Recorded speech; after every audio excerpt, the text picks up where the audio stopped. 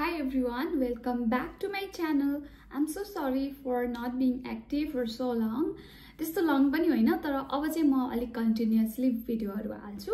मलाई एकदम नै धेरै इन्क्वायरीहरु आउन थाल्यो. मैले कति भिडियो त टिकटकमा पनि हालेको हुन्छु. अब कुनै भिडियो टिकटकमा हुन्छ फेरि आज भोलि चाहिँ मान्छेहरुलाई युट्युबमा भन्दा टिकटकमा भिडियो हेर्न रमाइलो लाग्दो रहेछ. अब सर्ट हुन्छ नि त तर सर्ट हुँदै गर्दा चाहिँ त्यहाँ कति धेरै इन्फर्मेसनहरु छुटिरहेको हुन्छ किनभने सानो भिडियोमा चाहिँ सबै कुराहरु हुन्छ नि इन्क्लुड गर्न पोसिबल हुँदैन, मिसलिड हुन सक्छ. त्यही भएर नि म चाहिँ यो भिडियो टिकटकमा पनि हाल्दिमला तर मैले युट्युबमा पनि बनाउँदै छु. सो मेरो टपिक आजको के छ भन्दाखेरि मलाई धेरै जनाले सोध्ने क्वेशन युट्युबको कमेन्ट सेक्सन देखि लिएर टिकटकको कमेन्ट सेक्सन, इन्स्टाग्रामको डीएम देखि इभन इमेल सम्म आउने क्वेशन हो.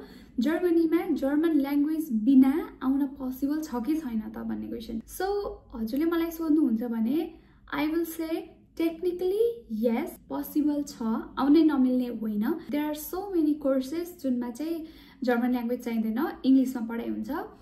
तर if you ask me practical लेभलमा लाइक प्र्याक्टिकली ओर एक्सपिरियन्सको हिसाबले सोध्नुहुन्छ भने चाहिँ नो, म रेकमेन्ड गर्दिनँ. किनभने as you land to airport त्यहाँदेखिबाट हजुरलाई जर्मन ल्याङ्ग्वेज को निड फिल हुन्छ कि यस्तो जरुरी छ कि जर्मन ल्याङ्ग्वेज. हाम्रो नेपालमा नेपाली ल्याङ्ग्वेज बरु त्यति इम्पोर्टेन्ट छैन होला. So many people know English. यहाँ पनि मान्छेलाई आउँछ है फेरि नआउने होइन, तर they don't prefer to speak in English. अब हामी त इङ्ग्लिस बोलिन्छ, हामी सानैदेखि इङ्ग्लिसमा पढेको हो. हामीलाई अझ भनौँ न आजभोलि नयाँ जेनेरेसनलाई त नेपाली भन्दा इङ्ग्लिसमा कम्युनिकेट गर्न सजिलो लाग्छ. हामीलाई कति नेपालीमा लेख्न पनि आउँदैन होइन, हामी कति मिस्टेक गरिरहेको हुन्छौँ. तर यहाँ चाहिँ त्यस्तो हुँदैन. जर्मन बोल्ने भनेको प्योर जर्मन बोल्ने हो, not in like mixing German and English. त्यस्तो केही पनि हुँदैन. सो हजुर आउने बित्तिकै हजुरलाई एयरपोर्टदेखिबाट जर्मन चाहिन्छ.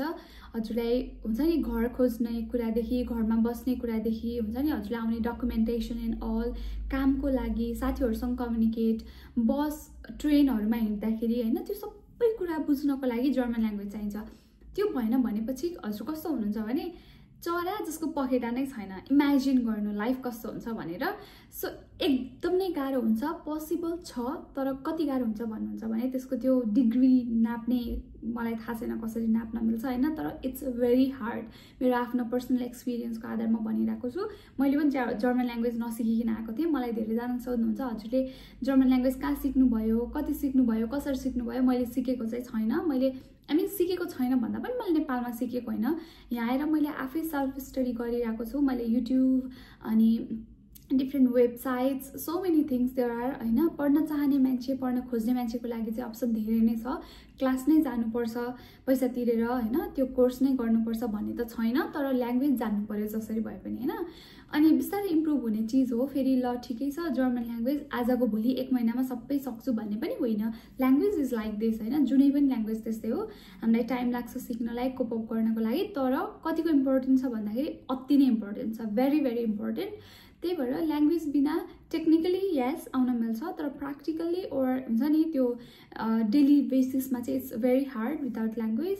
जसको पनि पोसिबिलिटी छ ल्याङ्ग्वेज सिकेर आउन मिल्ने उहाँहरूले सिकेर नै आउनु होला. तर जसलाई चाहिँ मिल्दैन, अब कसैको हुनसक्छ झ्यापचुप आउन पर्ने या केही सिचुएसन हुनसक्छ जसले गर्दा हजुरहरू ल्याङ्ग्वेज सिक्न भ्याउनु भएन भने चाहिँ यहाँ आएर भए पनि हजुरले केही न केही तरिकाले कुनै न कुनै वेबाट ल्याङ्ग्वेज चाहिँ सिक्नु होला. Without language it's very hard to survive. त्यही नै हो.